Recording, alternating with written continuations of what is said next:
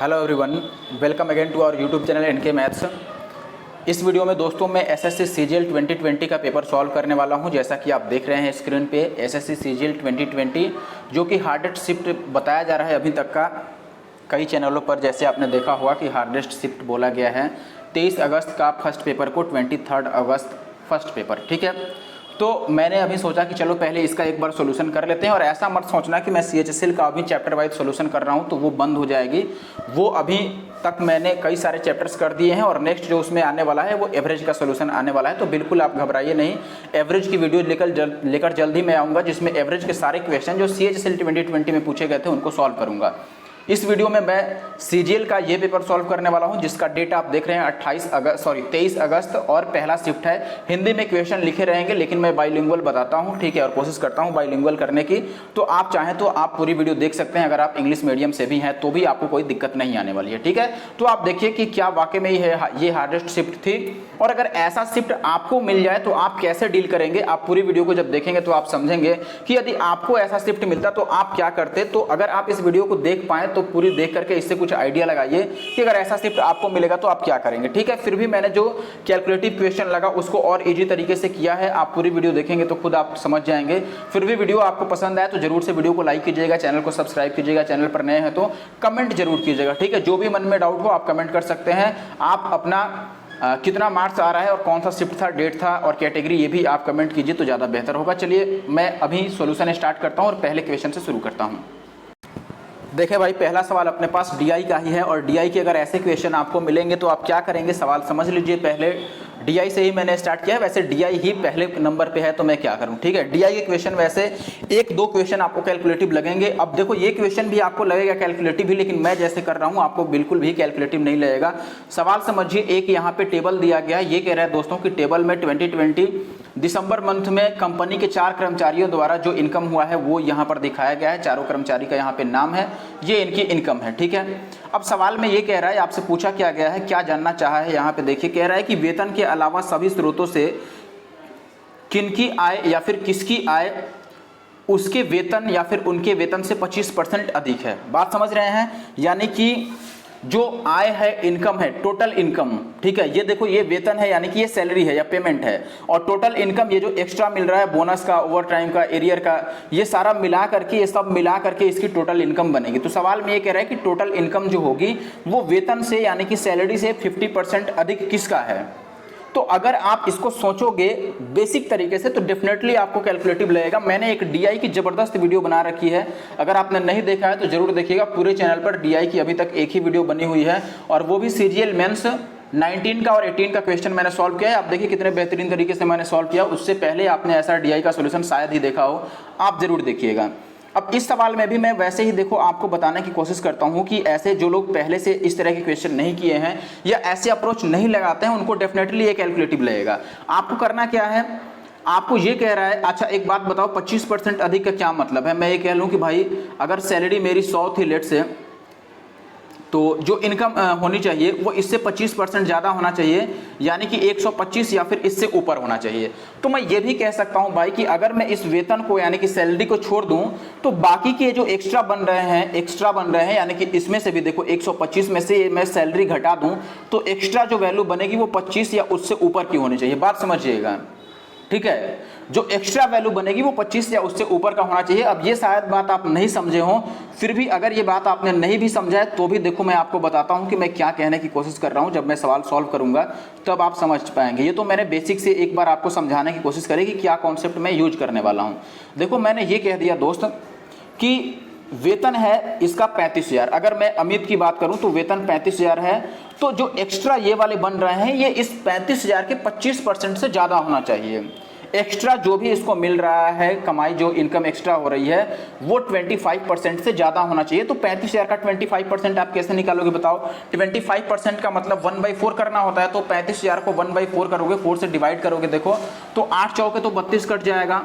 बात समझ रहे हो। 35,000 को मैंने डिवाइड कर दिया 4 से, तो 4 अट्ठे 32 और कितना बचेगा 3 जीरो, तो 4 सत्ते 28 और 4 पचे 20, यानी कि 8750 रुपये आ गए। इसका मतलब है भाई कि अमित का जो वेतन है उसका 25% 8750 रुपये है। तो ये जो एक्स्ट्रा कमाई है अमित की, ये 8750 से ज़्यादा होनी चाहिए। तो आप चेक करो क्या ये सबको जोड़कर 8750 से ऊपर बनेगा, तो 6 और 1 7 और 1 8800 बन रहा है, यानी कि ये ज़्यादा बन रहा है। तो अमित तो हमारा आंसर हो गया, यानी कि जिसमें जिसमें अमित है वही आंसर है। तो इसको और इसको तो हटा लो आप, क्योंकि इन दोनों में अमित नहीं है। कोई सही नहीं को क्यों मैं रिमूव कर रहा हूँ, क्योंकि इसमें अमित तो है ना भाई, बात समझ रहे हो कि नहीं। अमित वाला अब हमारे पास 2 ऑप्शन अवेलेबल हैं, दोनों ऑप्शन को आप चेक कर लो, ठीक है। दोनों ऑप्शन को अगर आप देखते हो तो अभी हमें इसके साथ अब बस नितिन को भी चेक करना है। ज़्यादा हमें सबको चेक करने की जरूरत नहीं है, बस नितिन को और चेक करना है कि क्या उसका भी 25% से ज़्यादा कमाई है। अगर नहीं है तो केवल अमित आंसर हो जाएगा। तो एक बार नितिन वाले को वेरीफाई करो कि नितिन का जो सैलरी है वो कितना है, 2900। तो 2900 का 25,000 कितना होगा भाई, सॉरी 25% कितना होगा, 29,000 सॉरी 29,000 डिवाइडेड बाई 4 से डिवाइड करो इसको, तो 4 7 28, बोलो 1 और 0 बच गया, तो 4 दूना 8 और 4 5 20, 7250 आ गया इसका। बात समझिएगा, ठीक है। 7250 आ गया किसका, नितिन का। और नितिन का टोटल एक्स्ट्रा कमाई जो है, क्या ये 7250 से ऊपर है? देखो 5 1 6 और 1 7400 आ रहा है, तो ये इससे ऊपर है, यानी कि नितिन वाले का भी 25% से ज़्यादा है। तो डेफिनेटली पहला और तीसरा हमारा आंसर हो गया। 1 मिनट सॉरी, यहाँ पे आप समझ लीजिए कि ये आंसर हो गया, थोड़ा सा इधर उधर ये हिल गया, लेकिन कोई बात नहीं। अपना आंसर क्या है दोस्तों, यहाँ पर अमित और नितिन। आगे बढ़ते हैं और अगले सवाल पर आते हैं। सेकंड क्वेश्चन देखिए, यहाँ पे आपको ये बोला गया, क्या बोला गया है कि राधा अपनी आय का X% बचाती है, आय में 28% की वृद्धि हो जाती है तथा व्यय में 20% की वृद्धि हो जाती है, तो उसकी बचत में 40% की वृद्धि हो जाती है। X का मान क्या होगा?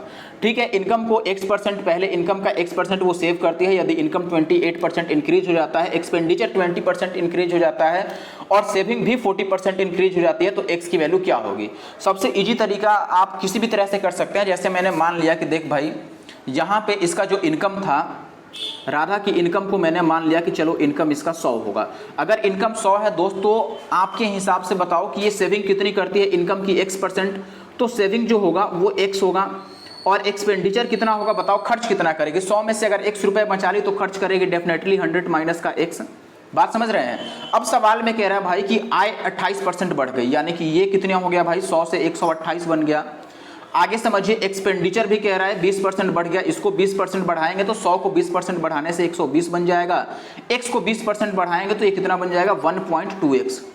X को 20% बढ़ाना मतलब 1 को 20% बढ़ाना, 1 को 20% बढ़ाएंगे 1.2x बन जाएगा। ठीक है, अब सवाल में ये कह रहा है कि अब यहाँ पर, अच्छा एक बात मुझे बताओ, अब आप लोग जरा बहुत ध्यान से बात समझिए और बताइए कि अगर अब 128 रुपये कमाई हो गया और इसमें से खर्च उसका 120 माइनस का 1.2x है, तो क्या हम सेविंग नहीं बता सकते हैं? इसमें से इसको घटा दो भाई, टोटल कमाई में से इनकम में से एक्सपेंडिचर यानी कि आय में से खर्च को घटा दो, तो ये 128 में से 120 घटाओगे तो 8, और माइनस का ये माइनस माइनस प्लस बन जाएगा एक्चुअली में 8, और माइनस माइनस कितना बन जाएगा, प्लस का 1.2x। बात समझ रहे हैं। ये आ गया हमारे पास सेविंग। तो जो ओल्ड वाली सेविंग है उससे ये सेविंग 40% ज़्यादा है सवाल के हिसाब से, तो मैंने ये कह दिया कि भाई ओल्ड वाली अगर X है तो इसको 40% अगर आप इंक्रीज करते हैं, यानी कि 140/100 करते हैं, तो आपका आना चाहिए 8 और प्लस 1.2x। बात समझ रहे हैं।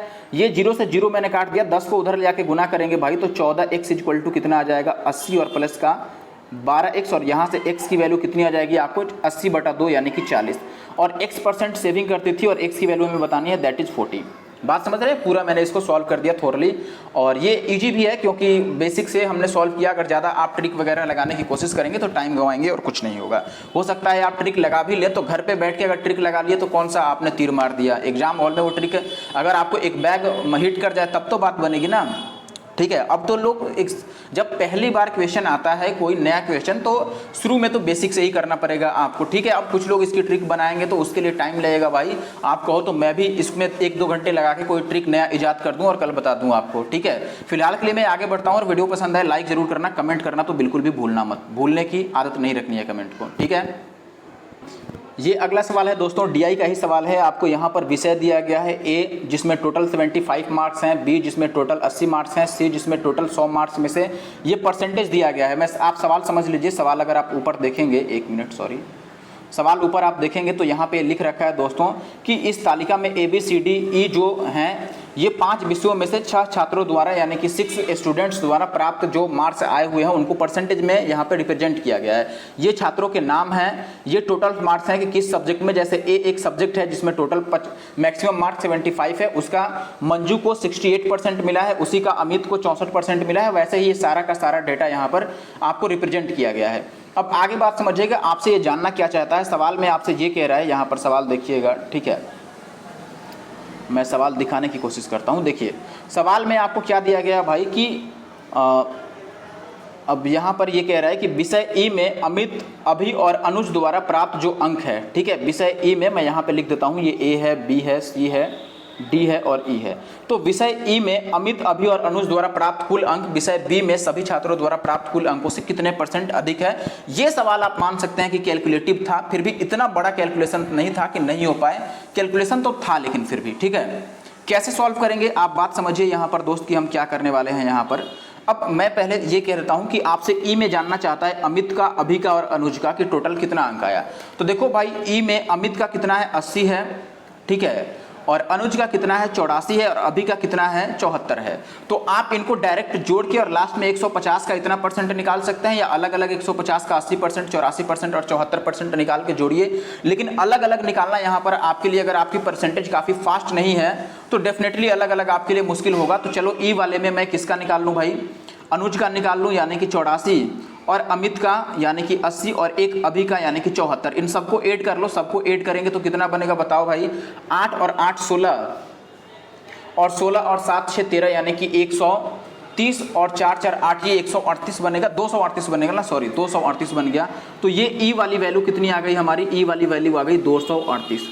अब ये कह रहा है दोस्तों बी में सभी लोगों का अंक, बी में सभी लोगों का अंक कितना है, देखो ये ए था तो ये बी था, बी में सबका अंक कितना है, सबको ऐड करो। अब सबको आप जितना जल्दी ऐड कर सकते हैं ये आपके ऊपर है। देखो 8 और 6 14 और 7 21, 21 और 5 26 और 6 32 और 7 39 यानी कि ये 39 आ गया, यानी कि 390 हो गया। और 5 कितने में है, 1 2 3 4 5 में है, यानी कि 5 25 25, तो 390 और उसमें 25 जोड़ोगे तो 415 आ गया।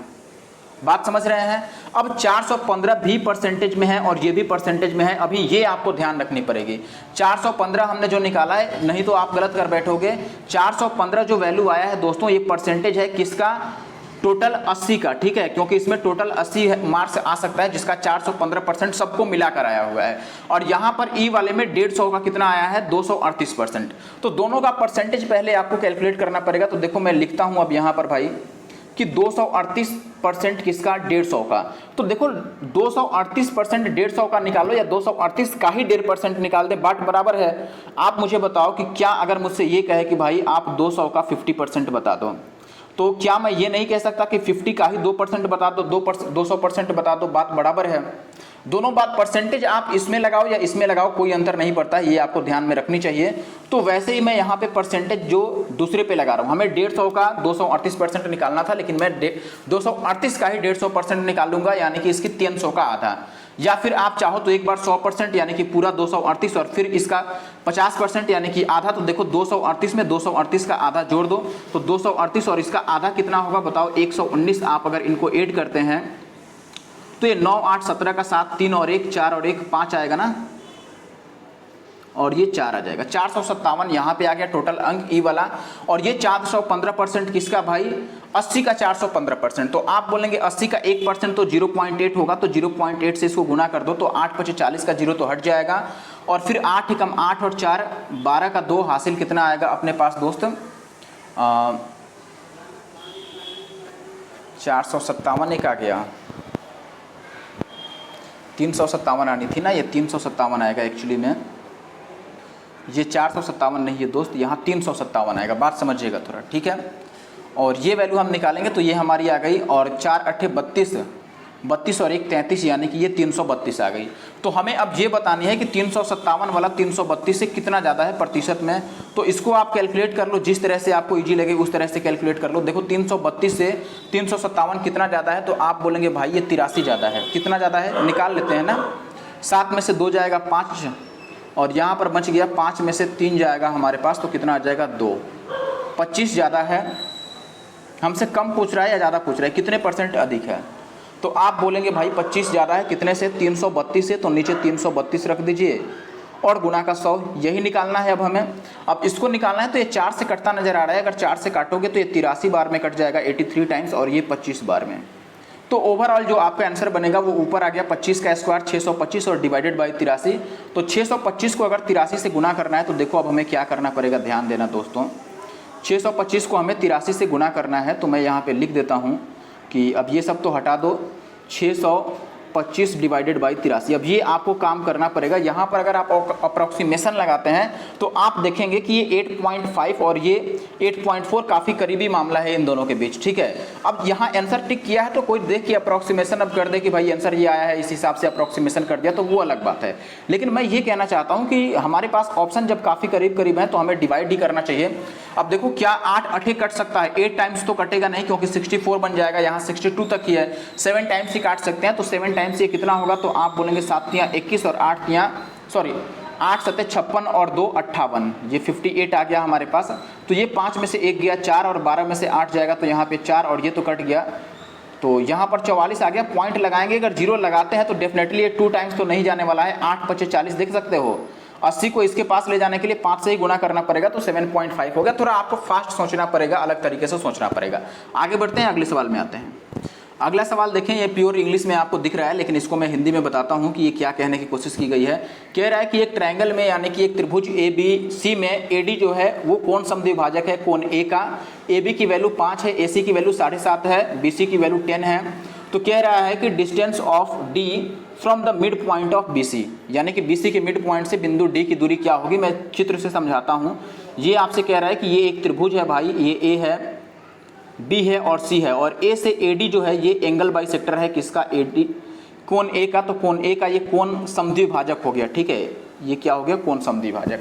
और ये वैल्यू 5 है और ये वैल्यू 7.5 है, और ये BC जो है ये पूरी कितनी है, 10 है। तो हमसे ये कह रहा है कि BC का मिड पॉइंट से इस D की दूरी कितनी होगी। तो BC के मिड पॉइंट को हम मान लेते हैं कि चलो भाई BC की मिड पॉइंट यहाँ पर कहीं पर रही होगी E। तो BC की मिड पॉइंट की बात तो हम बाद में करेंगे, पहले आपको ये पता होगा दोस्त कि अगर ये एंगल बाइसेक्टर है तो BD से DC का रेशियो क्या बनता है, 5 और 7.5 के रेशियो में ही बनेगा। तो मैं लिख दूंगा कि भाई अगर हम यहाँ पर BD/DC लिखने की कोशिश करें तो ये कितना बनेगा, 5 का, और इसका रेशियो कितना बनेगा, तो आप बोलेंगे 25, 5 से कट जाएगा, ये 15 × 5 = 75, यानी कि 10/5, यानी कि ये 2/5 आ जाएगा। 2 × 5 = 10 और 3 × 5 = 15, सॉरी 2/3 आ जाएगा ये, ठीक है। अब यहाँ पर आप देखेंगे कि टोटल वैल्यू ये 3 और 2 कितना है, 5, लेकिन सवाल में ये मिला करके देखो, ये अगर 2 है और ये 3 है भाई, तो सवाल में ये मिला करके 10 दिया हुआ है। तो 10 की, अगर 5 की वैल्यू 10 है दोस्तों तो ये डबल है, इसका मतलब ये भी 2 नहीं है, ये कितना है, 4 है, और ये 3 नहीं है, ये कितना है, 6 है। अब हमसे D की दूरी बताना है BC के मिड पॉइंट से, ठीक है। अब बताओ BC पूरा अगर 10 है भाई, तो इसका मिड पॉइंट कहाँ जाएगा, मिड पॉइंट यानी कि आधी वैल्यू तो कितनी होगी, 5 ही होगी। बात समझिएगा, अगर आधी वैल्यू की मैं बात करूं कि मिड पॉइंट लेट से यहाँ पर E है, चलो E यहाँ पे मिड पॉइंट मान भी लूँ, तो B से E तक की दूरी कितनी होगी बताओ, 5 होगी। और वैसे ही E से C तक की दूरी भी 5 होगी, क्योंकि E तो मध्य बिंदु है BC का, तो 10 का आधा ही बनेगा।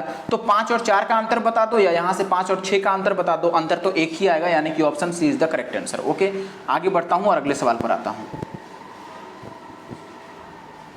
ये अगला सवाल देख लो, यहाँ पर कह रहा है कि ABCDE 5 विषयों में 6, अभी मैंने आपको बताया था 3 नंबर सवाल में कि अलग अलग सब्जेक्ट में टोटल मार्क्स हैं और इनके परसेंटेज यहाँ पे लिखे गए हैं कि किस स्टूडेंट को किस सब्जेक्ट में कितना % मार्क प्राप्त हुआ है, मार्क्स आया है, ठीक है। अब यहाँ पर आपसे ये जानने की कोशिश की गई है, सवाल नीचे देखते हैं कि विषय B में, चलो हम यहाँ तक दिखा देते हैं भाई, थोड़ा छोटा कर लेते हैं। तो आप देखेंगे आपसे ये पूछा गया है भाई कि विषय B में, ध्यान देना, B में मंजू, रेखा और अभी के औसत अंक से, मंजू, रेखा और अभी का औसत अंक ज्ञात करना है। B में मंजू, रेखा और अभी का एवरेज मार्क्स आपको बताना है। कितना है, काफ़ी इजी है एवरेज मार्क्स। देखो पहले तो आप देख लो कि B में इनके कितने कितने हैं।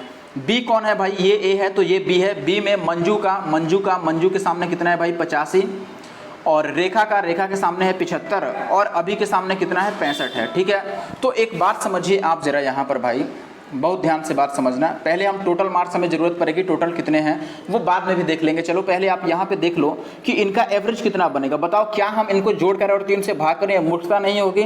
ये टोटली आप कहेंगे कि भाई फुलिश पर्सन यानी कि स्टूपिड पर्सन ही ऐसा करेगा। अगर दिमाग आपको चलाना है तो आप ऐसे दिमाग चला सकते हैं दोस्त कि देखो इनमें गैपिंग 10-10 का है, ये इसमें गैप 10 का है, इसमें भी गैप 10 का है, और अगर दी गई संख्याओं में गैपिंग सेम होता है तो एवरेज बीच वाला संख्या होता है डेफिनेटली।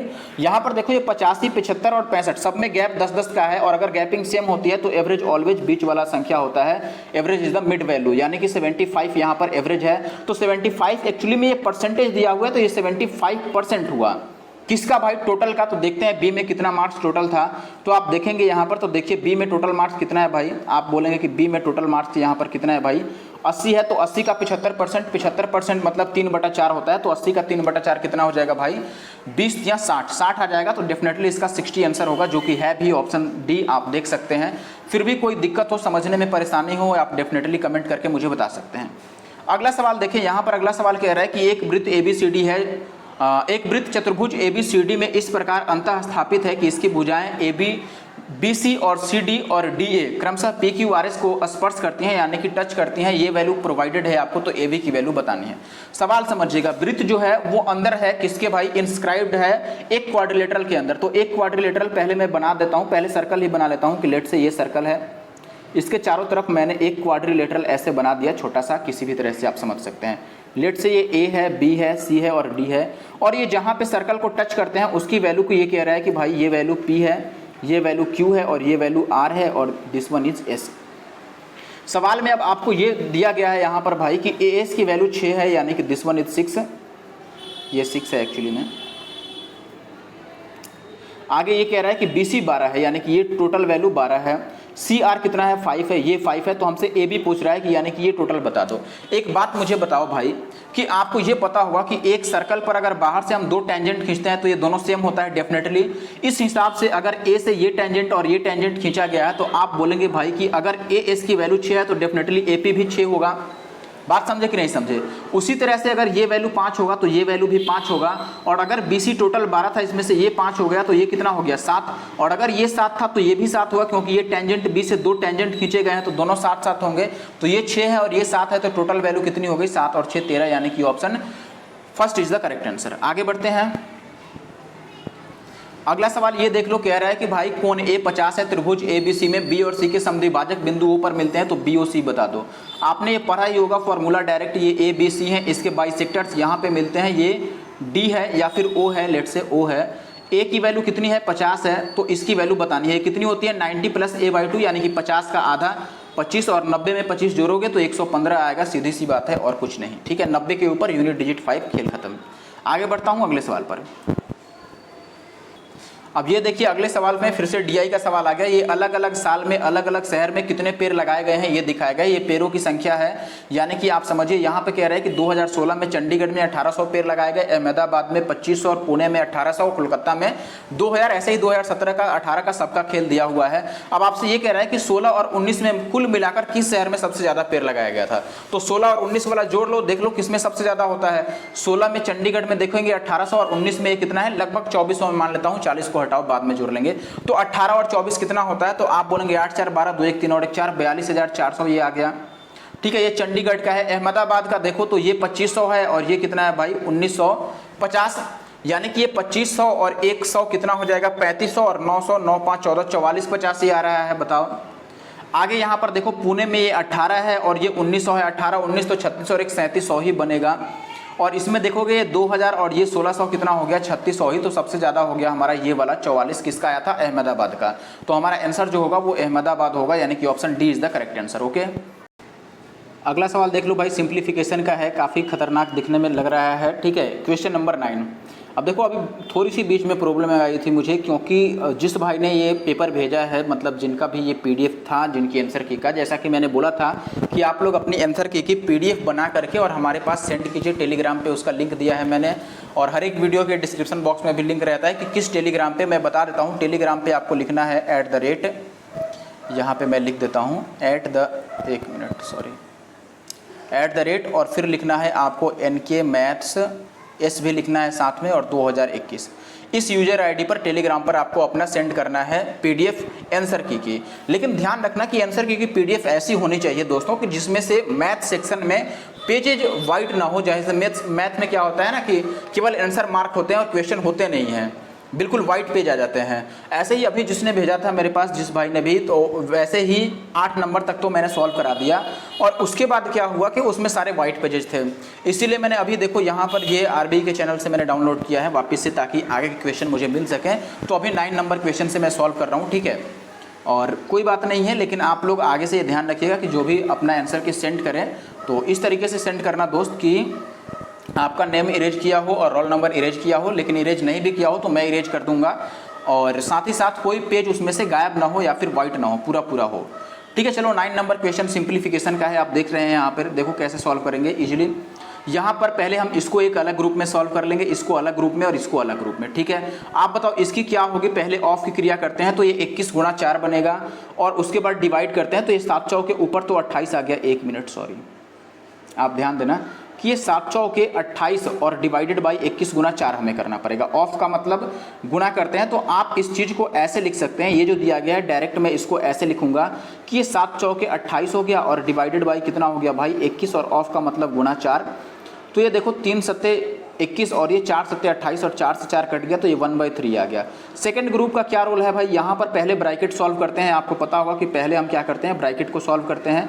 तो पहले हम 13 में से 9 को घटाएंगे तो कितना हो जाएगा भैया, 9 4 13 तो माइनस का 4। तो अब हम पहले डिवाइड करते हैं और तब तो ये 5 बटा कितना हो जाएगा भाई 4, और एक ये माइनस का 4 जो था वो भी नीचे आएगा तो माइनस का 4 ये भी होगा, 4 गुना 4 ये इतना आ जाएगा मुझे लग रहा है।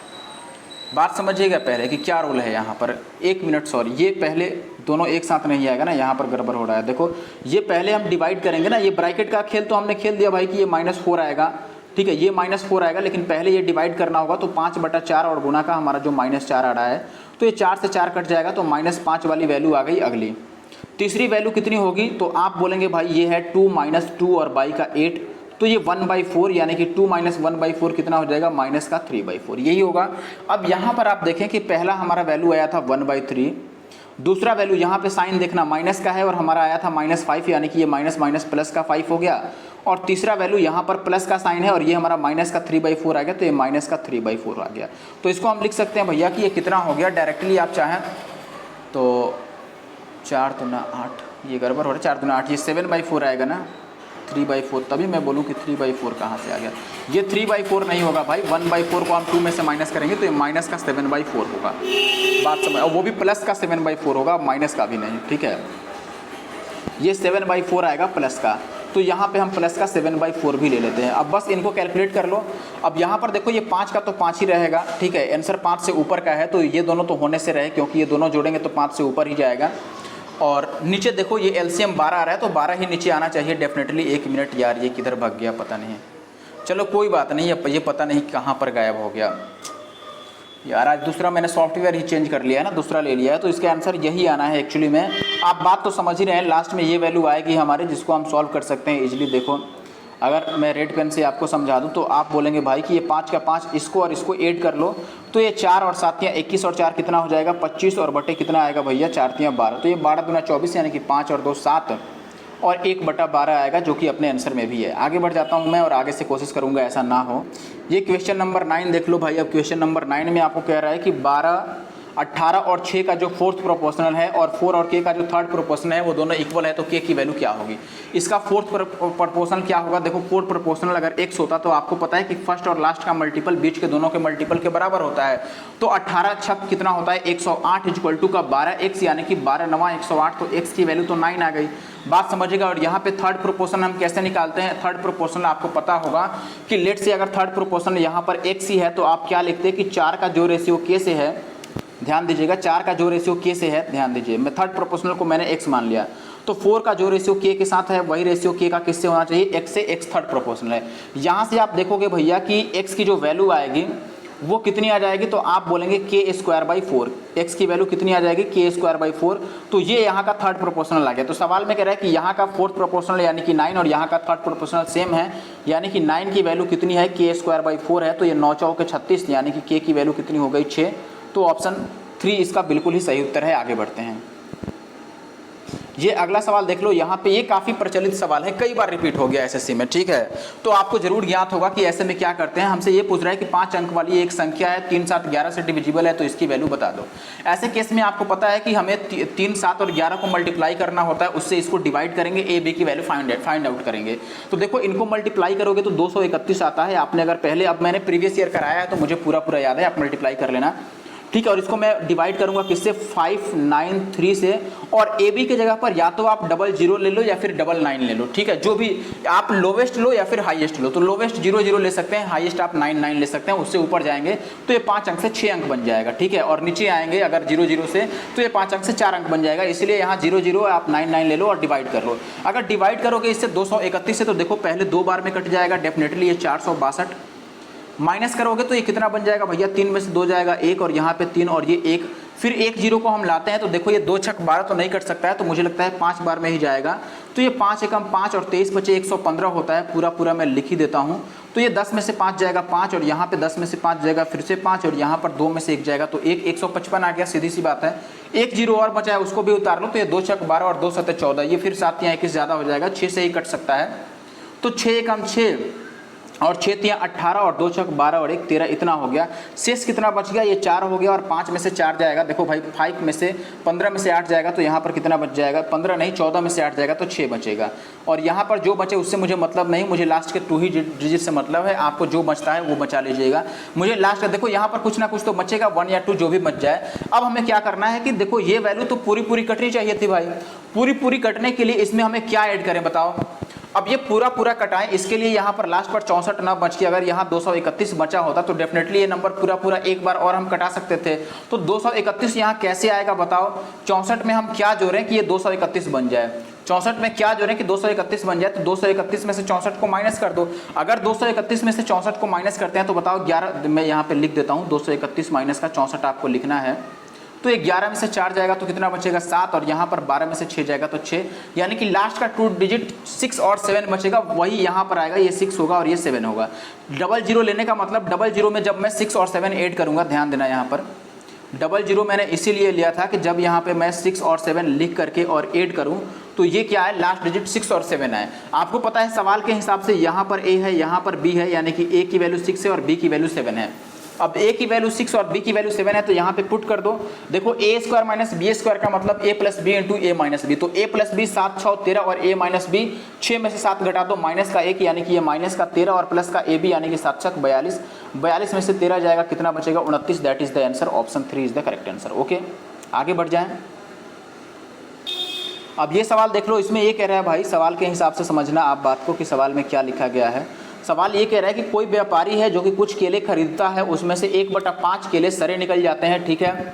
इसलिए इसने उसे फेंक दिया, जो सड़ा हुआ केला है उनको फेंक दिया। बाकी जो केले बच जाते हैं उसके 2/5 भाग को 15% लाभ पर बेच दिया और शेष भाग को 10% के लाभ पर बेच दिया। तो उसका टोटल लाभ या हानि प्रतिशत बता दो कि कितना है। कोई बड़ी बात नहीं है, हम सीधा मान लेते हैं 1/5 भाग टोटल थे उसके पास। यानी कि मैं यहाँ पे ये बात लिख दूं कि भाई देखो, अगर 1/5 भाग थे सरे हुए, यानी कि टोटल 5 था। देखो 1/5 सरा था, यानी कि टोटल 5 था, तो उसमें से 1 सरा हुआ था। अगर 5 में से 1 सरा हुआ था तो 1 को फेंक दिया तो बचा इसके पास कितना, 4। ध्यान दीजिएगा, कॉन्सेप्ट समझिए। 1/5 भाग सरा था, यानी कि 5 में से 1 सरा था जिसे फेंक दिया तो बचा इसके पास 4। मैं 400 को टोटल 400 मान के चल रहा हूँ, 4 टोटल बच रहा है, लेकिन उसको 400 मान लेता हूँ ताकि परसेंटेज ईजी रहे, ठीक है। अब ये कह रहा है कि इसका 2/5 भाग बताओ। इसका 2/5 भाग कितना होगा भाई, 5 से काटोगे तो 40 और 40 दूना 80। 5 से काटोगे तो 5 से 5 8 40, 80 दूना 160 आएगा ना एक्चुअली में ये। तो 2/5 भाग, अगर ये 160 है तो ये कितनी वैल्यू होगी, 240 होगी, सीधी सी बात है, तभी जाके 400 बनेगा। अब ये कह रहा है कि ये वाला भाग 15% लाभ पर, इसको 15% के लाभ पर बेचा गया है भाई। इसका 15% कितना बनेगा बताओ। 160 का 15% कितना होगा भाई। 160 का पहले तो आप 10% ले लो और फिर 5% ऐड कर लो। 10% तो इसका 16 होगा और 5% 4 होगा, यानी कि 16 और 4 20 यहाँ पर बढ़ेगा। ध्यान देना मैं क्या बताने की कोशिश कर रहा हूँ। यहाँ पर 20 आधा इसका कितना होना था भाई, 10% हो गया इसका 16 और फिर 5%, तो 16 का आधा कितना होगा 8। तो 16 और 8 24 होगा ना, ये 20 गलत हो गया। यहाँ पे 24 बढ़ेगा। अगर 24 बढ़ेगा तो मैं डायरेक्ट बढ़ा के ही लिख देता हूँ कि ये कितना हो गया हमारे पास 24। अगर इसमें इंक्रीज करेंगे तो ये वैल्यू बन जाएगी 184। इसमें कितना बढ़ना है, इसको 10% लाभ पर बेचा गया है, यानी कि 24 रुपये ज़्यादा लेकर के बेच रहा है, तो ये 244 और 24 264 बन गया। बात समझ रहे हैं? यानी कि टोटल मिला कितना इसको भाई, 4 4 8 8 6 14 का 4 और 2 और 1 3 और 1 4, यानी कि 448 रुपये इसको मिल गया। हमसे क्या पूछ रहा था इसमें कि कितना % का उसे लाभ हो रहा है। ठीक है, कितने % का लाभ हुआ, देखो 400 में खरीदा हुआ, 448 में बेच रहा है, तो 48 का फ़ायदा हो गया। कुछ गड़बड़ तो नहीं हो गया यार, एक मिनट 184 और 264, तो 4 4 8 8 6 14 का 4 हासिल, 1 और 3 और 2 1 3 और 1 4, ये 448 हो गया। तो हमसे पूछ क्या रहा था, अच्छा यहाँ पर कितने % का लाभ या हानि हुआ, तो टोटल हमें 400 नहीं मानना है ना, टोटल हमें 500 मानना पड़ेगा। बात ध्यान रखना है, क्योंकि टोटल उसके पास 5 केले थे और बच गए थे 4, तो अगर मैंने 4 को 400 ले लिया है तो 5 को 500 लेना पड़ेगा। टोटल 500 थे, उसमें से 100 केले फेंक दिया है, तो 500 उसने खरीदा था, जिसमें से 448 ही बेच पाया, तो कितने की हानि हो गई उसे बताओ। 500 में से 448 उसने बेचा, तो उसे हानि हो गई टोटल 52 की। ठीक है, तो 52/5 अपना आंसर होगा। 52/500 गुना का 100 होगा एक्चुअली में, तो ये 52/5 यानी कि 10×5 और 0.4 आएगा। इतना % का लॉस होगा। Option 4 is the correct answer. आशा है कि आप बात समझ गए होंगे। शुरू में ही मुझे लिख लेना चाहिए था कि देखो टोटल अगर इसके पास 5 है भाई, तो उसमें से सरा हुआ 1 निकल गया, तो इसके पास बचा कितना, तो बचा 4, और बचे हुए को मैं 400 ले रहा था, यानी कि टोटल को 500 लेता। अब 500 में से 448 ही बेच पाया है, तो घाटा हो गया इसको कितने का, 52 का। 500 पे आप इसे % में कैलकुलेट कर लें। अब ये क्वेश्चन नंबर 13 देख लो, आपसे ये कह रहा है कि इसकी न्यूनतम वैल्यू बता दो, मिनिमम वैल्यू बता दो। आपको ये फॉर्मेट याद होना चाहिए दोस्तों कि a और cos स्क्वायर थीटा और प्लस b और sec स्क्वायर थीटा। ठीक है, इनका जो मिनिमम वैल्यू होता है वो होता है 2 और √ab। बात समझिएगा, 2 √ab। तो मैं यहाँ पे लिखूंगा 2, और यहाँ पे a की जगह पर 25 है और b की जगह पर 6 है। 25 9 225, जिसका वर्गमूल 15 होता है, तो 15 दूना 30। इजिट ओके, आसान है, बस फॉर्मूला याद होना चाहिए। फॉर्मूला याद नहीं तो मुश्किल ही है। ये सवाल देख लो भाई, यहाँ पे क्या दिया गया है आपको, यहाँ पे बोला गया है मेरे भाई कि किसी परीक्षा में किसी छात्र का औसत अंक जो मिला है वो कितना है, 67.6।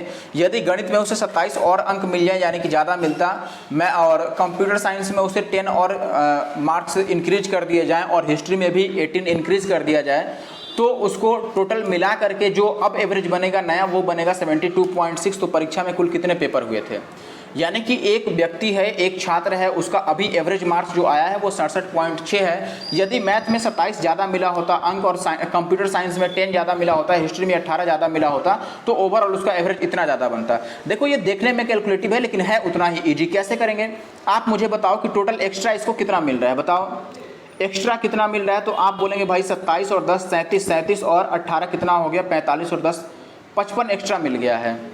अब 55 एक्स्ट्रा मिलने से भाई ये कितना एवरेज में इंक्रीज करेगा बताओ।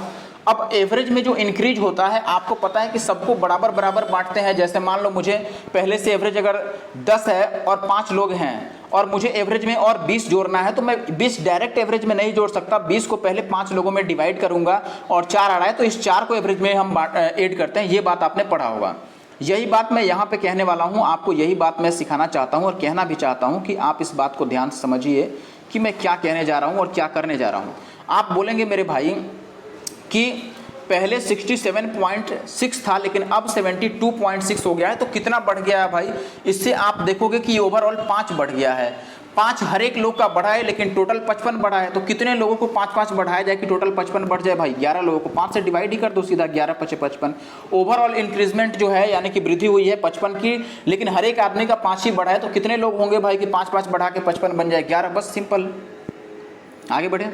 अब ये एक सवाल देख लो, सवाल कह रहा है sine square theta minus cos square theta minus 3 sine theta plus 2 = 0 है। थीटा की वैल्यू 0 और 90 के बीच में लाई करती है। 90 नहीं ले सकते, ना ही थीटा ले सकते हैं, इनके बीच का लेना है।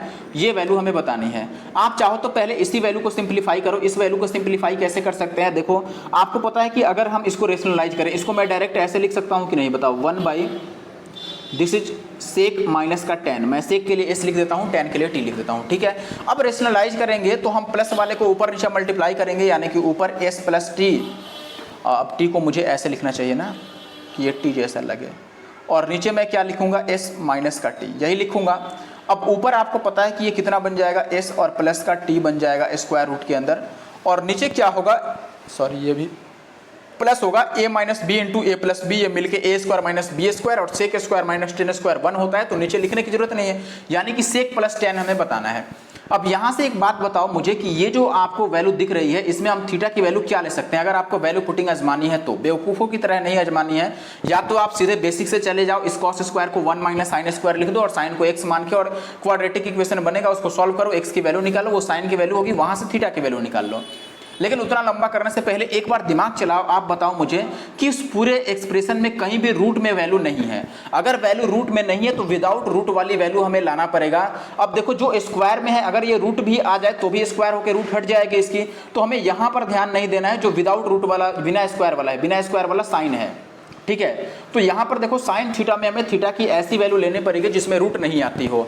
बताओ साइन में ऐसी वैल्यू या तो 90 हो सकता है, या 0 हो सकता है, या फिर 30 हो सकता है।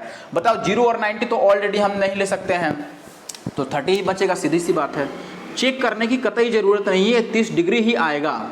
बात समझ रहे हैं? क्योंकि अगर 30 के अलावे अब मैं 45 या 60 रखूंगा तो ये रूट में वैल्यू दे देगा, लेकिन राइट साइड में 0 लाने के लिए हर एक वैल्यू इंटीजर चाहिए, यानी कि थीटा की वैल्यू 30 है, इसमें पुट आउट कर दो। सेक थीटा यानी सेक 30 cos 30 का आधा उल्टा होगा, cos 30 कितना होता है √3/2, यानी कि ये उल्टा बनेगा 2/√3, और tan 30 कितना होता है 1/√3, और इनका स्क्वायर रूट, इनको ऐड करो तो ये आ जाएगा 3/√3 स्क्वायर रूट, इससे ये तो कट जाएगा √3 टाइम्स, तो रूट के अंदर एक बार और √3 आ जाएगा, और इसको हम कैसे कह सकते हैं भाई 4 के अंदर 3 कह सकते हैं, यानी कि ये अपना आंसर होगा।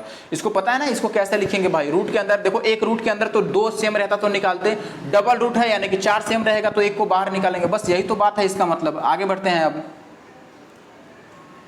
भाई साहब, ये सवाल देख लो, कतई जहर सवाल बना दिया इन लोगों ने। इस सवाल को तो आप बेसिक से ही करोगे, और बेसिक से करोगे तो ये आपको मतलब क्या बोले, ठीक है, आप समझ लो कि टेस्ट मैच जैसा इसमें रन बनाना पड़ेगा आपको इस क्वेश्चन के लिए। टेस्ट मैच में जैसे टाइम लगता है ना, वैसे यहाँ टाइम लगेगा, लेकिन आप कितना फास्ट कैलकुलेट कर सकते हो ये आपके ऊपर है। सवाल कह रहा है कि कोई नाव है किसी नदी में 2 बिंदुओं ए और बी के बीच, वह राउंड ट्रिप की यात्रा करता है, यानी कि जा रहा है और आ रहा है, ठीक है। राउंड ट्रिप का मतलब गया और आ गया, ठीक है। अब ये कह रहा है कि यात्रा वाली दूरी को यानी कि जाकर आने में उसे t घंटे का समय लगता है, यदि वह स्थिर जल में, ठीक है, यानी कि बिल्कुल बहता हुआ पानी नहीं है, स्थिर जल है, उसमें वह अपनी स्पीड डबल कर ले, यानी कि बोट की स्पीड डबल हो जाती है। तो ये कह रहा है कि उसको यही दूरी तय करने में, यानी कि जाने आने में 80/161 t यानी कितना टाइम लगेगा। तो स्थिर जल में नाव की चाल और नदी की चाल यानी कि धारा की चाल का रेशियो बताना है आपको क्या होगा। काफ़ी उम्दा किस्म का सवाल ये लोग बनाए हैं। टाइम जितना आप ज़्यादा गंवा दें, इसे टाइम गंवाने के लिए ही इन लोगों ने बनाया है एक्चुअली। मैं आपको बोलूँ तो चलो टाइम ना गंवाना पड़े, मैं यहाँ पे इक्वेशन बनाता हूँ डायरेक्ट। आप बोलेंगे भाई कि लेट से डिस्टेंस तो हर एक केस में सेम है, तो डिस्टेंस तो कट जाएगा, आप नहीं भी लिखोगे तो फिर भी लेट से डिस्टेंस अगर डी है तो आप लिखोगे डी, और बोट की स्पीड माइनस की वाटर की स्पीड, आप यही लिखोगे। या फिर आप एक्स और वाई भी लिख सकते हो कि चलो मैं नाव की चाल को एक्स मान लेता हूँ और पानी की चाल को वाई मान लेता हूँ, तो ये एक्स माइनस वाई। ये हो गया एक साइड से स्पीड। दूसरे साइड से स्पीड क्या होगा, चलो यहाँ प्लस ले लेता हूँ मैं, एक साइड पहले प्लस ले लेते हैं। प्लस यानी कि जाने में जो स्पीड है धारा की दिशा में चलने में, वो x प्लस वाई होता है, ये आपको भी पता होगा। x यहाँ पर नदी की x जो है वो नाव की चाल है यानी कि बोट का स्पीड, और y जो है वो स्ट्रीम का स्पीड, धारा की स्पीड, और प्लस वही d डिस्टेंस उधर से आएगा तो ये माइनस हो जाएगा। और टाइम कितना लगना है, देखो 80/t का मतलब ओरिजिनल में अगर 161 लगेगा तो बाद में 80 लगेगा, तो मैं यहाँ पे मान लेता हूँ कि यहाँ 161 होगा। सेकंड केस में यही डिस्टेंस चलना है, लेकिन जो नाव की स्पीड है वो डबल हो जाएगी, यानी कि x के बदले में हमें 2x लिखना पड़ेगा और माइनस का y, और प्लस ये d by again 2x, sorry ये प्लस y, और यहाँ पे हम माइनस y लिखेंगे, 2x minus Y equal to का 80 हो गया। यहाँ 161 लगता है तो यहाँ 80 लगेगा। अब हमें x और y का रेशियो बताना है, तो डेफिनेटली हमारे पास कोई उपाय नहीं है, दोनों को हम डिवाइड करेंगे। अब डिवाइड करना है तो एक बात समझना है यहाँ से कि डिवाइड करने में पहला काम क्या होगा कि d सब में है तो d तो कट जाएगा।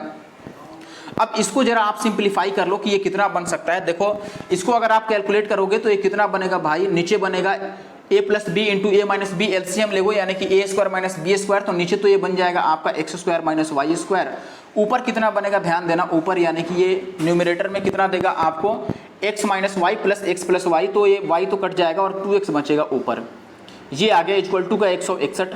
और ये कितना बनेगा आप बताओ, अगर इसको आप सॉल्व करना चाहते हो मेरे भाई, तो ये बनेगा हमारे पास, ध्यान देना, नीचे का एलसीएम लेंगे तो ये नीचे कितना देगा आपका भाई 2x यानी कि A square minus B square यानी कि 4x स्क्वायर और माइनस का वाई स्क्वायर। मैं साफ लिखता हूँ, लिखा तो नहीं जा रहा है लेकिन फिर भी लिखता हूँ, ठीक है। 4x² माइनस का y²। एक्चुअली में मोबाइल पर लिखने में थोड़ी मुश्किल होती है, अभी टैब है नहीं हमारे पास, पेन टैब।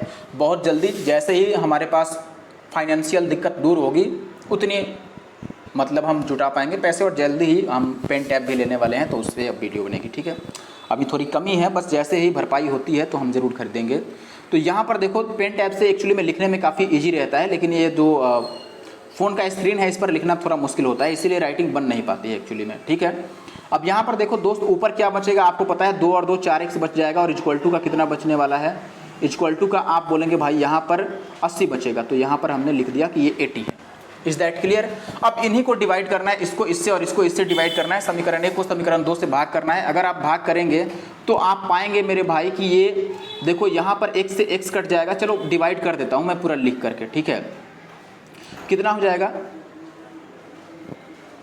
ये होगा हमारे पास देखो 2x divided by x² minus y², और गुना का ये डिवाइड करेंगे तो उल्टा हो जाएगा, एक्चुअली में यहाँ पर 80 भी था, ये उल्टा हो जाएगा, यानी कि 4x² माइनस का y² तो ऊपर हो जाएगा, और नीचे कितना हो जाएगा, दिस इज 4x, और इक्वल टू 161/80 यही होगा। अब यहाँ पर आप देखो 2x से ये कट जाएगा भैया 2 बार में, और 2 से ये कट जाएगा 40 बार में, और कहीं कटने का कोई नामो निशान नहीं है। तो अब हम थोड़ा सा आगे बढ़ेंगे यहाँ से। ओ सॉरी यार, ये तो मैंने डिलीट ही कर दिया। चलो आप तो वीडियो को रिवर्स करके देख सकते हो, लेकिन मैं अब वापस से लिखता हूँ। ये पूरा डिलीट नहीं करना था एक्चुअली में, मुझे इसको स्क्रॉल करना था। वैसे स्क्रॉल की सुविधा होती नहीं है फ़ोन में, ज़्यादातर ये पेन टैब पर पॉसिबल होता है, लेकिन कोई बात नहीं है। अभी इसमें मैं जिस सॉफ्टवेयर से कर रहा हूँ यहाँ स्क्रॉल की सुविधा थी, लेकिन अभी मुझे जहाँ तक याद है हमने लास्ट में क्या लिखा था भैया, लास्ट में लिखा था मैंने 2x divided by x² minus y² और इंटू का 4x² minus y² divided by 4x, और इक्वल टू का मैंने कितना लिखा था यहाँ पर 161/80 यही लिखा था। अब यहाँ से आप देखेंगे कि अगर मैं काटने की कोशिश करूँ तो ये इससे 2 बार में कटा था, और इससे ये कट गया था 40 बार में। अब ये ऊपर बच गया हमारे पास। अब यहाँ से मैं कंपोनेंडो डिविडेंडो अप्लाई कर रहा हूँ, C&D। ऊपर हमारे पास ये बचा है, नीचे ये बचा है, तो एक बार हम जोड़कर ऊपर लिखते हैं, घटाकर नीचे लिखते हैं। तो जोड़ेंगे तो 4x² और एक बार x² नीचे है, ये 5x² बन जाएगा, और घटाएंगे तो नीचे बचेगा, कितना बच जाएगा भाई, अगर घटाते हैं इसमें से इसको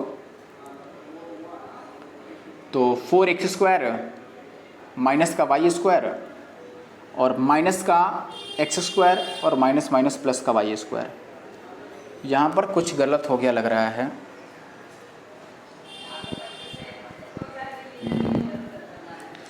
4 और 1 5, और वहाँ पे कितना था, ऊपर हमने जोड़ दिया, और नीचे जब घटाएंगे दोस्तों तो यहाँ पर कितना आएगा, अच्छा जोड़ने में हमने गलत कर दिया ना, जोड़ने में जब जोड़ेंगे दोस्तों तो 5x² और माइनस का 2y² होगा। देखो इसको और इसको अगर हम जोड़ेंगे तो 5x² और माइनस का 2y² और घटाएंगे तो ये कितना आ जाएगा 3x² और इक्वल टू, इनको भी एक बार जोड़ लो, जोड़ोगे तो ये 201 बन जाएंगे और घटाओगे तो 121 बन जाएंगे, ठीक है। अब यहाँ से आप तिरछा गुना कर लो, इसको इससे गुना करोगे और इसको इससे, तो 121 को 5 करोगे तो 5 एकम 5 और 12 25 60 x², ये 0 है, ठीक है। और माइनस का 121 दुना 242 y² और इक्वल टू का कितना हो जाएगा हमारे पास, 3 से गुना करेंगे तो 3 और 20 या 60 और ये x²। यहाँ से आप देखो 603 को इधर ला दोगे तो ये बन जाएगा 2x² इक्वल टू का कितना हो जाएगा, 1 मिनट यार, देखो भाई कितनी बनने वाली थी हमारे पास, ये वैल्यू आई थी, ठीक है। यहाँ पर 2x² नीचे आया था और इसकी वैल्यू किसके इक्वल आनी थी, अब काफ़ी ईजिली लिखना पड़ेगा, ये मैं ऊपर लिख देता हूँ, ठीक है, नीचे से ये गायब होने का डर है, तो मैं अभी दूसरे कलर से आपको लिख देता हूँ जिससे आप समझ पाएँ। देखो ये भैया 605 x² है और ये 603 इधर आएगा तो ये 2x² हो जाएगा, और राइट साइड में जैसे ही ये जाएगा तो ये 242 और y² हो जाएगा। आपको भी पता है इससे ये कट जाएगा 121 टाइम्स, यानी कि x² बाई y² कितना हो जाएगा 121 और बटा 1, तो x बटा y कितना हो जाएगा यहाँ से 11/1। ऑप्शन ए सही है। ये काफ़ी थोड़ा लेंदी सवाल हो गया, ठीक है। एक्चुअली में दूसरा उपाय भी नहीं दिख रहा है इसका, तो हम ऐसे सॉल्व कर सकते हैं अगर टाइम बचा है तो। आगे बढ़ते हैं और अगले सवाल पर आते हैं। नेक्स्ट सवाल देखिए भाई, यहाँ पे क्या कह रहा है आपको, यहाँ पे बोला गया भाई कि एक वर्गाकार आकार वाले एक मैदान में, यानी कि एक स्क्वायर के शेप का एरिया है, जिसका एरिया कितना है भाई 1764 आयताकार पार्क की चौड़ाई वर्गाकार मैदान की भुजा का 1/6 है और उसकी लंबाई चौड़ाई का 4 गुना है। 30 के हिसाब से अगर पार्क को समतल कराया जाए तो लागत कितना आएगा। तो चलिए चेक करते हैं। सबसे पहले तो भाई वर्ग का एरिया दिया है 1764। 1764 किसका स्क्वायर है? 42 का। कैसे मुझे पता है भाई? देखो ये आपको याद करनी पड़ेगी, या फिर डायरेक्ट स्क्वायर रूट आप निकालना जानते होंगे तो आपको ये पता होगा कि इसका डायरेक्ट स्क्वायर रूट कितना आएगा? 42। यानी कि वर्ग की भुजा लेट से यहाँ पर 42 है, तो ये कह रहा है कि जो आयताकार पार्क की चौड़ाई होगी, ये चौड़ाई, ये इसकी भुजा की 1/6 होगी, यानी कि जो ब्रेड्थ होगा ये इसका 1/6 यानी कि 7 हो जाएगा। और यहाँ पे ये कह रहा है कि चौड़ाई का 4 गुना लेंथ है, यानी कि एल कितना होगा? इसका 4 गुना यानी कि 28। तो अब हमें बताना है 30 के हिसाब से इसको समतल कराने का, तो एरिया कितना होगा? लेंथ गुना में ब्रेड्थ, यानी कि 7 गुना में 28 ये एरिया होगा, और 30 के हिसाब से हमें निकालना है। बस इनको गुना कर लो। तो आप बोलेंगे कि भैया ये 7 या 21, और 21 को 8 से गुना करेंगे तो 8 एकम 8, लास्ट में 8 जीरो आएगा, यूनिट डिजिट हमने अप्लाई कर दिया, तो इकाई का अंक 8 और 0 आएगा। ये 0 छोड़ दो, इसके बाद देखो ये 7 या 21 और 8 एकम 8, यानी कि लास्ट में 8 और 0 ही आने वाला है। बस आगे बढ़ता हूँ। अब अगला सवाल देख लो भाई, यहाँ पे ये कह रहा है कि ये आपको इक्वेशन दे रखी है और ये इसके बराबर है, तो p की वैल्यू क्या है? डायरेक्ट हम इसका देखो इसका होल क्यूब कर देंगे, लेकिन ज़रूरत नहीं है। p किस में आ रहा है? आप देखो p इसमें आ रहा है, तो केवल हम एक्स स्क्वायर वाली वैल्यू निकालेंगे। ठीक है, एक्स स्क्वायर किस में आएगा? आपको इसका फॉर्मूला पता होगा दोस्तों, a माइनस बी का होल क्यूब। ये किसके बराबर होता है? a cube. ठीक है, और प्लस 3ab स्क्वायर। तो 3a देखो b का स्क्वायर करेंगे तभी तो x स्क्वायर आएगा, तो एक्चुअली में ये 3ab स्क्वायर के ही बराबर है। तो 3a का मतलब 2 और b स्क्वायर मतलब 3 तिया 9x स्क्वायर। तो देखो ये कितना आ गया भाई? 9 दूना 18 तिया 54x स्क्वायर आ गया। और ये अगर 2px स्क्वायर के बराबर है, अगर ये 2px स्क्वायर के बराबर है, तो यहाँ से x स्क्वायर से x स्क्वायर कट जाएगा, और 2 से 27 दूना 54, यानी कि p की वैल्यू 27 आएगी। बस आगे बढ़ता हूँ। अब ये सवाल देख लो, यहाँ पे कह रहा है कि ABCD एक चतुर्भुज है जिसके शीर्ष ABCD एक वृत्त पर स्थित है। तो मैं यहाँ पे बना देता हूँ दोस्त कि ये एक सर्कल हो गया, इसके अंदर एक चतुर्भुज हो गया ये। ठीक है, this is ABC and D। Angle का क्या रोल है इसमें? ये कह रहा है कि एंगल AC का 3 गुना है, AC का 3 गुना है। ठीक है, यानी कि ये x है तो ये कितना है? 3x। और वैसे ही D जो है वो B का 2 गुना है, यानी कि B अगर y है तो ये कितना है भाई? ये 2y है। अब एक बात समझो आप, ये साइक्लिक क्वाड्रिलेटरल हो गया। साइक्लिक क्वाड्रिलेटरल में आपको पता होगा कि आमने सामने की जो कोण होते हैं उनका योगफल 180 होता है। तो 3x और 1, अगर 4x की वैल्यू 180 है तो x की वैल्यू कितनी हो जाएगी भैया? 45 हो जाएगी। ठीक है, और ऐसे ही इनको जोड़ेंगे तो 2 और 1 3y की वैल्यू अगर 180 है तो y की वैल्यू कितनी हो जाएगी हमारे पास? 60, यानी कि 2y की वैल्यू 120 हो जाएगी। अब देखो d की वैल्यू तो 120 आ गई और c की वैल्यू कितनी आ गई? 45। इसका हमें अंतर बताना है यहाँ पर, d माइनस c। 120 में से 45 घटाओगे तो कितना बचेगा भैया? 75 ना? 75। पहले 40 घटा लो तो 80, 5 और घटा लो 75। आगे बढ़ते हैं। अब अगला सवाल देख लें। यहाँ पे कह रहा है भाई कि x प्लस 1/x की वैल्यू अगर 17/4 है और x की वैल्यू 1 से ग्रेटर है तो x माइनस 1/x क्या होगा? आपने ये डायरेक्ट फॉर्मूला पढ़ा होगा। जब भी दोस्तों प्लस वाला दिया है और माइनस वाला पूछता है तो हम क्या करते हैं? देखो x माइनस 1/x की जो वैल्यू होगी दोस्तों वो k स्क्वायर और -4 होती है। k स्क्वायर यानी 17/4 जो दिया है इसका स्क्वायर और माइनस का 4, तो 17/4 का स्क्वायर 17 का स्क्वायर 289 और माइनस 4 का स्क्वायर कितना हो जाएगा? 16 और माइनस का ये 4, तो 16 चौके 64। अगर 289 में से 64 घटाओगे तो ये 225 हो जाएगा और बटा का 16, जिसका वर्गमूल हो जाएगा 225 का वर्गमूल 15 और 16 का वर्गमूल 4। This is the answer. आगे बढ़ते हैं।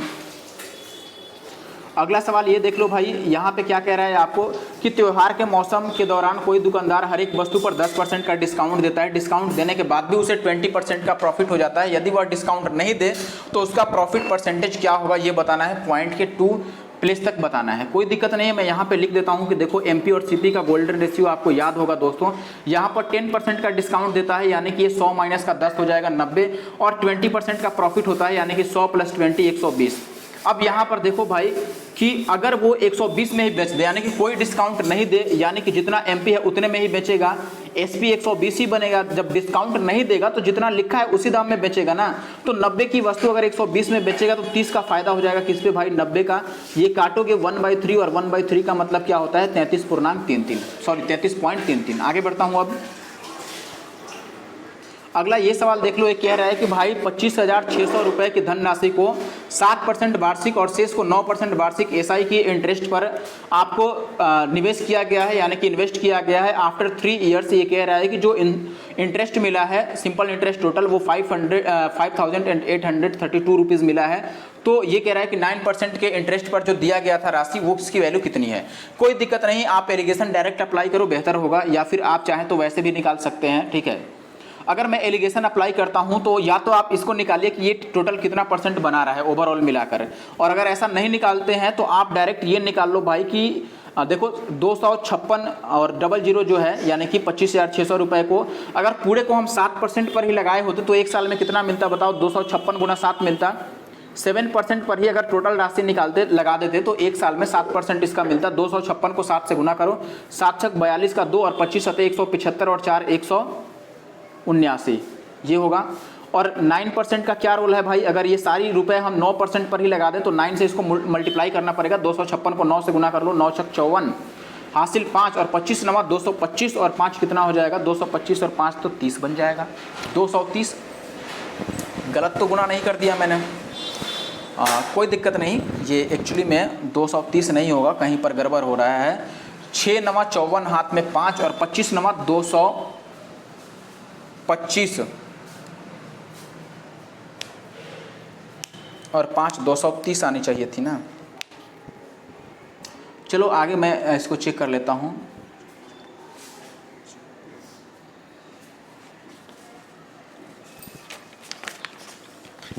ठीक है, देखिए 256 को 9 से गुना करना था, 9 छक 54 हासिल 5 और 9 25 45 और 5 तो 50 बन जा रहा है, हासिल का 4 और फिर ये 9 दूना 18 और 4 22, ये तो 2204 बन गया। चलो आगे देखते हैं कि 2204 पे ये होगा कि नहीं होगा आगे। और ओवरऑल जो वैल्यू मिलेगी वो आपको 5832 मिलेगी 3 साल में। ध्यान देना 3 साल में 5832, तो हर एक साल की कितनी हो गई, आप 3 से डिवाइड कर लो तो ये 3 से देखो 19 या 57, 1 और 3 तो 3 चौके 12 और 3 चौके 12 इतना मिलेगा। इनको माइनस कर लो, अगर माइनस करोगे तो ये कितना बन जाएगा भाई, आप देखो ये 30 होना चाहिए था ना, मल्टीप्लाई गलत हो गया लग रहा है।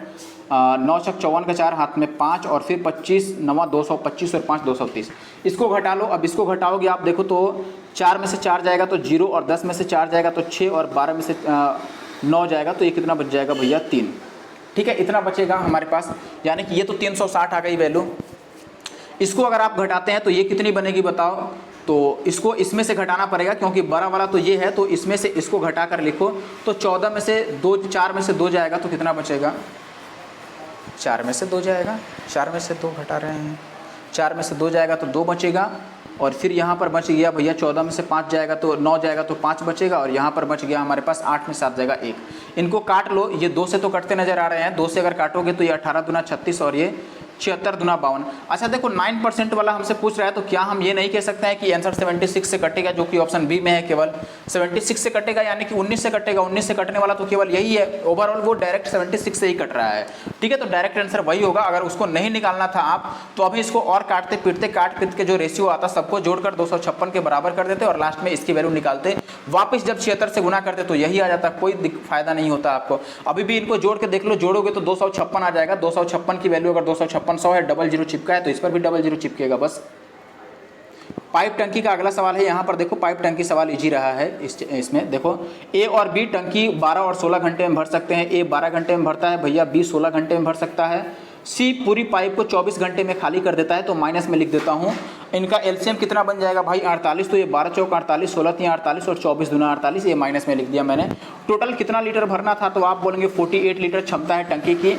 अब ये कह रहा है कि तीनों पाइप को एक साथ खोला गया है, 4 घंटे बाद बी को बंद कर दिया गया है, यानी कि बी ने 4 ही घंटा पानी भरा है। बात समझ रहे हैं, बी को 4 घंटे में भर दिया गया और बाकी कितने घंटे में पूरी टंकी भरेगी ये बतानी है। तो आप बताइए कि अगर बी केवल 4 घंटे चला है तो 3 के हिसाब से 4 या 12 लीटर केवल बी ने पानी भरा है। केवल बी ने 12 लीटर भर दिया 48 में से, तो 36 लीटर रह गया। और ये 36 लीटर किसने भरा होगा भाई, ए ने और सी ने मिलकर। ये दोनों अगर मिलकर काम करेंगे तो हर एक घंटे 2 ही लीटर पानी भरी जाएगी, आपको पता है, क्योंकि ये 4 लीटर भरेगा, ये 2 लीटर खाली कर देगा। तो 2 से डिवाइड करोगे तो 18 घंटे लगे होंगे इसके बावजूद। Option 4 is the correct answer. ये सवाल देख लो, सवाल नंबर 24। यहाँ पे ये कह रहा है दोस्तों कि ये एक इक्वेशन है और इसकी वैल्यू हमने निकालनी है। अब ये आपको जिसकी वैल्यू निकालनी है, देखते ही आपके दिमाग में ये बात स्ट्राइक करनी चाहिए कि ये तो तभी निकलेगी जब हमारे पास इसकी वैल्यू मौजूद हो, x और +5/2x।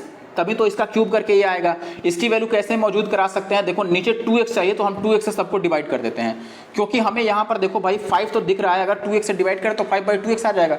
सबको 2x से डिवाइड करेंगे, इसको 2x से डिवाइड करेंगे तो ये केवल x बचेगा, इसको 2x से डिवाइड करेंगे तो ये 7/2 और ये 5/2x बच जाएगा इक्वल टू का 0। यानी कि x प्लस 5/2x की वैल्यू कितनी आ गई हमारे पास दोस्तों, 7/2 आ गई। अब जब हमें इसका क्यूब करना है तो क्यूब कैसे करते हैं दोस्त, क्यूब वाला फॉर्मूला आपको पता होगा। अगर a प्लस बी मालूम है, अगर हमें a³ प्लस b³ बतानी है तो जो दिया है उसका तो क्यूब करते हैं। यानी कि अगर ये 7/2 दिया है तो हम 7/2 का तो क्यूब करेंगे। ध्यान देना, इधर लिख देता हूँ मैं, देखो भाई 7/2 का क्यूब और माइनस का 3ab, तो 3a के जगह पर x है और b के जगह पर 5/2x है और इंटू का a प्लस b, तो a प्लस b की वैल्यू तो डायरेक्ट 7/2 ही दे रखा है, ये रख लो। अब यहाँ से आप देखेंगे x से x कट जाएगा और ये 7 का क्यूब कितना आ जाएगा, 343/8 है और माइनस ये 5 या 15 7 105 है, लेकिन नीचे 8 बनाना है तो ये 210 ले लेता हूँ और नीचे 8 आ गया। अब इसको डायरेक्ट घटा दो, 343 में से 210 जाएगा तो कितना बचेगा बताओ, तो 3 में से 10 0 जाएगा तो 3 और 34 में से ये जाएगा तो भैया 4 में से 1 जाएगा तो 3 और ये 1, 133/8, तो ये 16 8 128, 16 से ही कटेगा तो 16 वाला अपना आंसर हो गया यहाँ पर, ठीक है। यानी कि ऑप्शन 3 इसका सही उत्तर है, ये 16:5/8 आ जाएगा। आगे बढ़ते हैं। अब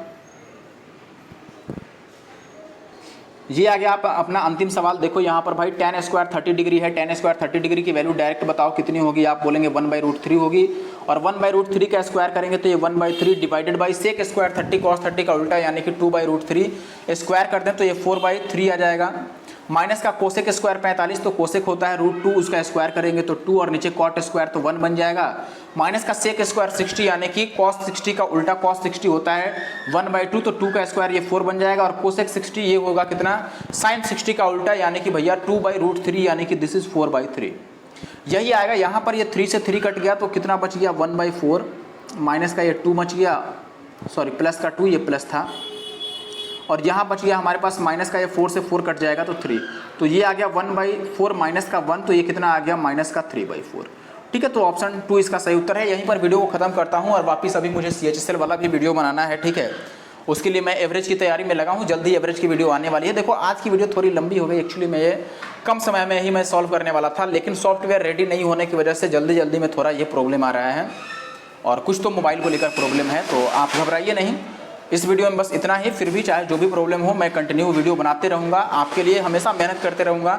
बस आप कमेंट किया करो, वीडियो को लाइक किया करो, ठीक है, और चैनल पे नए हो सब्सक्राइब किया करो और जो लोग रेगुलर देखते हैं कम से कम वो 1-2 जगह शेयर किया करो, चाहे फेसबुक पर करो, टेलीग्राम पे करो, जहाँ मन वहाँ शेयर किया करो। Thank you for watching the video.